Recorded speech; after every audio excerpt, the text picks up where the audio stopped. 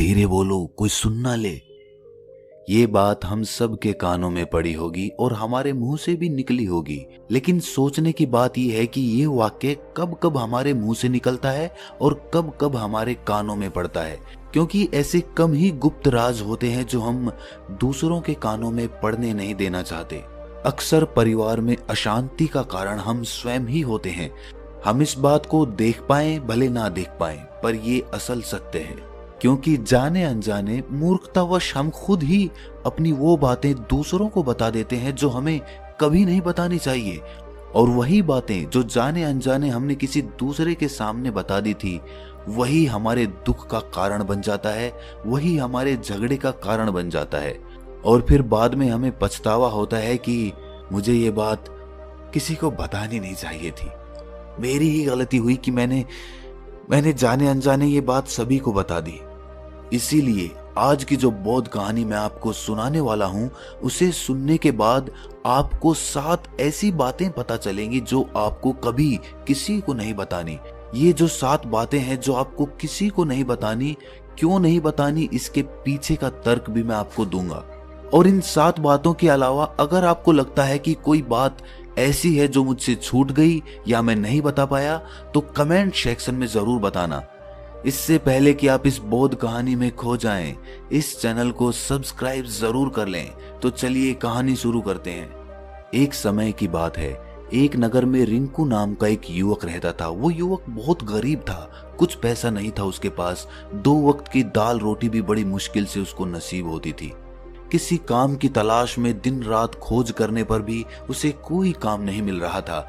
फिर एक दिन उसने अपनी पत्नी के सामने अपनी सारी समस्या बता दी। उसने अपनी पत्नी को कहा कि मैं जिस जगह भी काम मांगने के लिए जाता हूँ तो हर कोई मुझे ये कहकर काम नहीं देता कि हमारे यहाँ काम की जरूरत नहीं है।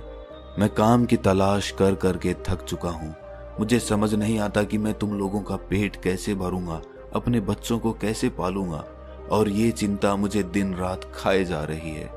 ये सुनकर उसकी पत्नी ने कुछ सोचकर कहा कि तुम एक आदमी के पास एक बार ही काम मांगने के लिए जाते हो, और जब वो काम नहीं देता तो तुम दोबारा उसके पास जाते तक नहीं हो। अगर तुम्हें उनसे काम लेना है तो तुम्हें हमदर्दी जतानी होगी, तुम्हें उनसे हमदर्दी हासिल करनी होगी, अपनी गरीबी दिखानी होगी, ताकि वो लोग तुम्हारी मजबूरी समझकर तुम्हें काम पर रख लें। इसीलिए शर्म मत करो, उन्हें अपनी मजबूरी बताओ, अपनी गरीबी बताओ, और इसी उपाय से तुम काम पा सकते हो। ये बात रिंकू के मस्तिष्क में बैठ गई और अगले दिन काम मांगने के लिए वो उसी सेठ के पास जा पहुंचा जहां पर वो पिछले दिन काम मांगने के लिए गया था। लेकिन इस बार उसने हाथ जोड़कर उस सेठ से प्रार्थना की, उससे विनती की कि वो बहुत गरीब है और उसे काम की बहुत आवश्यकता है। वो जो कुछ भी उसे देंगे वो उसमें संतुष्ट हो जाएगा, पर कृपया करके मुझे अपने यहाँ काम पर रख ले। उसकी ये हालत देखकर उस सेठ ने उसे अपने यहाँ काम पर रख लिया। वो रोज वहां पर काम पर जाने लगा। अंदर ही अंदर वो खुश तो था कि उसे काम तो मिला, लेकिन उसे वेतन दूसरे लोगों से कम मिलता था। वही काम जो दूसरे लोग कर रहे थे उन्हें ज्यादा वेतन मिल रहा था और इसे कम वेतन मिल रहा था।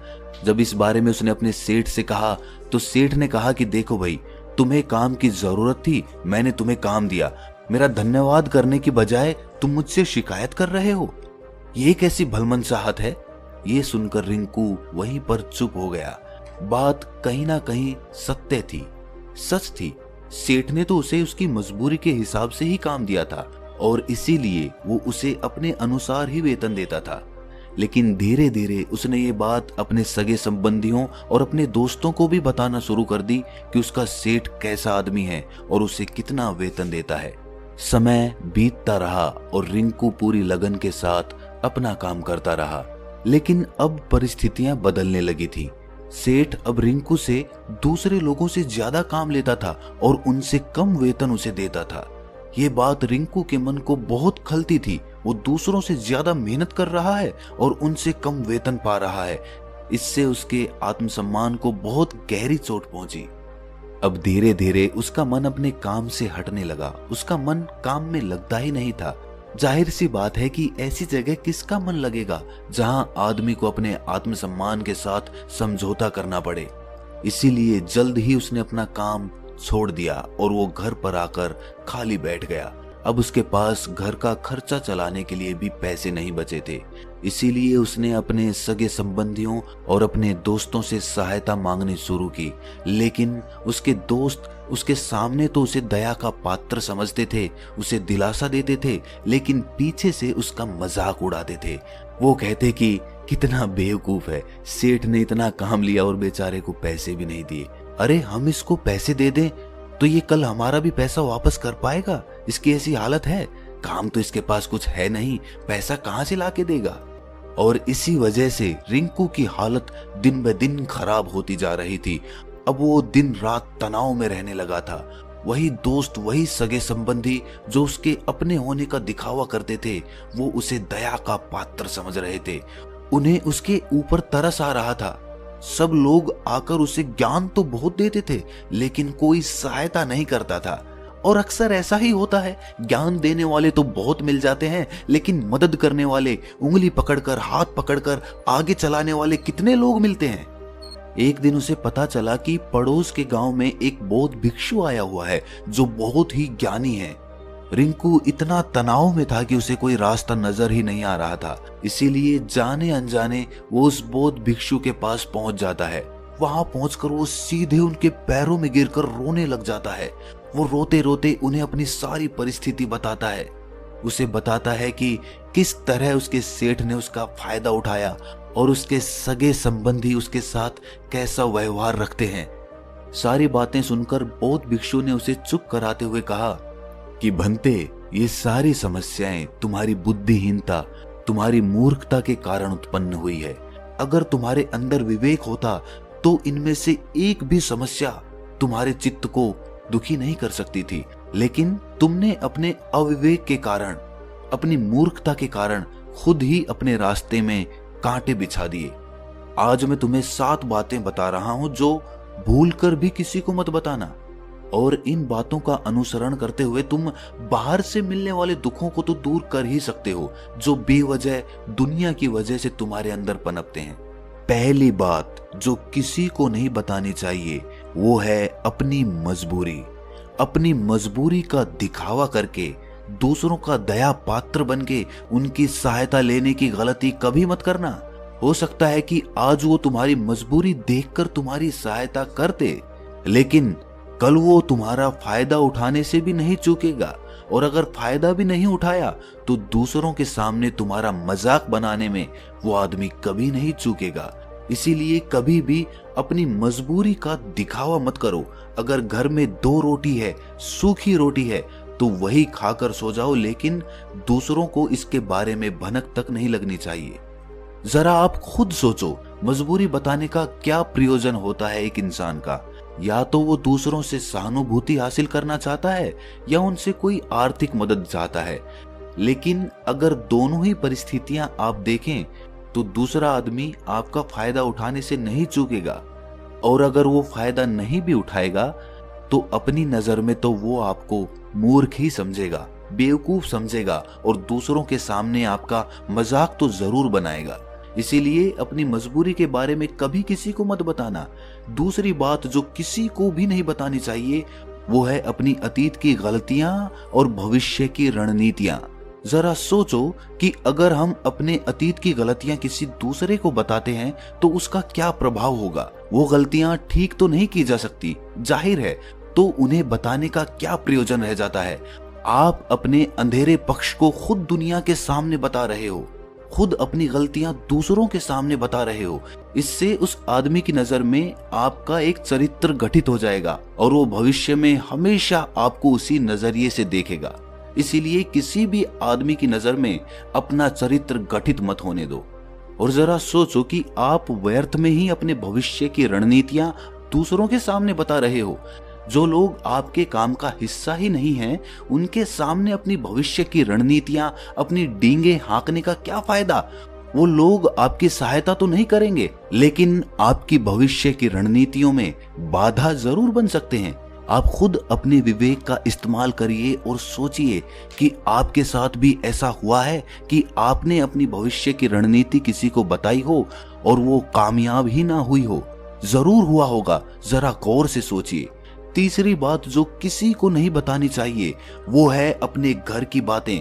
जो भी हमारे घर के अंदर आपस में बातचीत होती है, हमारे माँ बाप के साथ, हमारी पत्नी के साथ, हमारे बच्चों के साथ, वो बातें परिवार तक ही सीमित रहनी चाहिए। अगर आप इन बातों का दूसरों के सामने ढिंढोरा पीटते हो तो दूसरों को आपके घर में घुसने का एक मौका मिल जाता है और वो इसका फायदा उठाने से कभी नहीं चूकेंगे। वो आपके परिवार के सदस्यों को आपसे दूर लेकर जाने की कोशिश करेंगे। अक्सर ऐसा होता है, हम समाज में देखते हैं कि हम अपने घर के झगड़ों को कम करने के लिए उन झगड़ों को अपने पड़ोसियों और दूसरे सगे संबंधियों को बता देते हैं, लेकिन इससे आपको सहायता कभी नहीं मिली होगी, बल्कि आपके घर के लड़ाई झगड़े और ज्यादा बढ़ गए होंगे और वो जाहिर है वो बढ़ेंगे। अगर आप अपने माँ बाप की बात दूसरों को बताएंगे तो आपके माँ बाप को बुरा लगेगा ही कि हमारा बेटा हमसे बताए बगैर दूसरों को ये बातें बता रहा है। इसीलिए अपने घर की बातें और अपने घर के लड़ाई झगड़े किसी के सामने मत बताना। अगली बात जो मैं आपको बताने जा रहा हूं, जो किसी को नहीं बतानी चाहिए, वो सुनने पर बहुत अजीब लग सकती है, लेकिन उसका सत्य भी मैं आपको एक तर्क के माध्यम से दूंगा। मैं कहता हूं कि अपनी आमदनी किसी को मत बताना। अब अपनी आमदनी ना बताने के पीछे क्या प्रयोजन हो सकता है? जरा सोचिए कि आप अपनी आमदनी अपने दोस्तों को बता देते हैं, तो जब आपके दोस्तों को जरूरत पड़ेगी तो वो सिर्फ आपको ही याद करेंगे, क्योंकि उनको पता है कि अगर आपकी आमदनी ज्यादा अच्छी है तो आप ही उनकी मदद कर सकते हैं और इसीलिए ज्यादा लोग आपसे सहायता मांगेंगे। और जब आप उनकी सहायता नहीं करेंगे तो वो सोचेंगे कि इस आदमी के पास पैसे हैं, मेरी सहायता कर सकता है, लेकिन ये सहायता कर नहीं रहा है। और इसीलिए आपकी आमदनी आप दोनों दोस्तों के बीच एक झगड़े का कारण हो सकती है। कम आमदनी होगी तो लोग मजाक उड़ाएंगे और ज्यादा होगी तो सहायता मांगेंगे। तो अपनी आमदनी बताने का कोई प्रयोजन नहीं है। अगली बात जो मैं आपको बताने वाला हूं उसे अपनी गांठ बांध लेना और किसी को ये बात मत बताना। अपनी कमजोरियां और अपनी ताकत। अक्सर इंसान को पता नहीं होता है कि उसकी कमजोरी या उसकी ताकत क्या है, लेकिन अगर आपको अपनी कमजोरी और अपनी ताकत पता है तो पहली बात तो आप बहुत ही बुद्धिमान आदमी हैं, और दूसरी बात कि आपको ये बातें किसी से साझा नहीं करनी है, क्योंकि अगर आपकी कमजोरियां दूसरों को पता चल गई तो वो आपकी कमजोरियों का फायदा उठाएंगे, और अगर आपकी ताकत पता चल गई तो वही ताकत आपकी कमजोरी बन जाएगी, क्योंकि वो ताकत दूसरे आदमी को पता है और वो ताकत की काट भी ढूंढ ही लेगा। अपनी कमजोरी और अपनी ताकत अपनी पत्नी या अपने पति को भी नहीं बतानी चाहिए, क्योंकि इसके बाद आपको घर में उनसे हमेशा दब के रहना पड़ेगा। अगली बात जो किसी को नहीं बतानी चाहिए वो है अपने मित्र और अपने शत्रु। आप अपने मित्रों के बारे में अगर दूसरे लोगों को बताएंगे तो वो आपके मित्रों के साथ अपनी घनिष्ठता बनाकर आपको धोखा दिलवा सकते हैं। आपके गहरे मित्रों को आपसे दूर करने का प्रयास कर सकते हैं। अक्सर आम आदमी ऐसा नहीं करता, लेकिन आपके दुश्मन ऐसा करने की कोशिश कर सकते हैं। और दूसरी तरफ आपके शत्रु का भी किसी को नहीं पता लगना चाहिए, क्योंकि आज जो आपका मित्र है अगर कल वो आपका दुश्मन हो गया तो वो आपके दुश्मन के साथ ही मिलकर आपको परास्त कर सकता है, आपको धोखा दे सकता है। इसीलिए अपने सबसे अच्छे दोस्तों को भी अपने दुश्मन के बारे में कभी मत बताना। अगली और आखिरी बात कहना चाहता हूं कि जब तुम दान करते हो तो दान के बारे में भी किसी को मत बताना, नहीं तो दान करना व्यर्थ हो जाता है, बेकार हो जाता है। जब आप अपने दान का ढिंढोरा पीटते हो तो आप ये बता रहे हो कि मैं कितना बड़ा दानी पुरुष हूं, और ये आपके अंदर एक अहंकार निर्मित करेगा। इसीलिए दान गुप्त रूप से किया जाए उतना ही अच्छा होता है, उतना ही फलदायी होता है। जब आपका बायां हाथ दान कर रहा हो तो दाएं हाथ को भी ना पता चले कि बायां हाथ दान कर रहा है। ये 7 बातें जो बौद्ध भिक्षु ने रिंकू को बताई, इनमें संसार के सभी सिद्धांत छिपे हुए हैं। इन बातों का अनुसरण करते हुए आप अपने घर में सुख शांति बना सकते हैं और घर के झगड़े हमेशा के लिए दूर कर सकते हैं। आप इन बातों के बारे में अपने विवेक से भी सोचेंगे तो आपको ये बातें सच मालूम पड़ेंगी। और हमारा कहानी सुनाने का मकसद यही है कि आपका विवेक जागृत हो, आप खुद उन बातों के बारे में सोचें जो हम आपको बता रहे हैं, और अगर हम गलत हैं तो आप कमेंट सेक्शन में वो बात जरूर बताएं जिस पर हम गलत हैं। और इनके अलावा भी अगर आप कुछ जानते हैं तो उन बातों को भी कमेंट सेक्शन में जरूर डालें। तो तो दोस्तों कैसी लगी आपको ये कहानी कमेंट सेक्शन में जरूर बताना, और अच्छी लगी तो इस चैनल को सब्सक्राइब जरूर कर लेना। तो मिलते हैं अगली कहानी में, तब तक के लिए अपना ख्याल रखें।